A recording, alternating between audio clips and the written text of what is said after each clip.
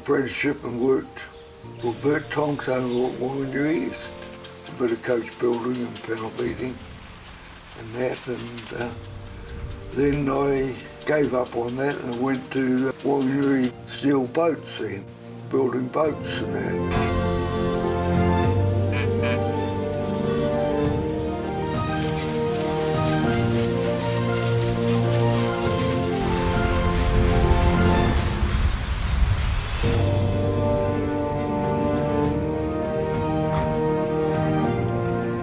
I was involved with vintage cars in 1954 when I first started work.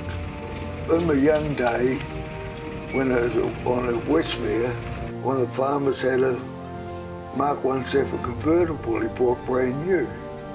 And I thought, always back in my mind, I said that would be very nice to have one of those.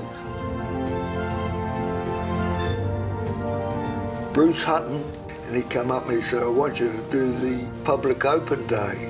He said, that's your job. So which is a big job. I've never done anything like this in my life.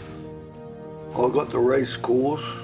One group said, oh, you'll only get a couple of thousand people there. And I told them, I said, if I don't get 20,000, I've failed.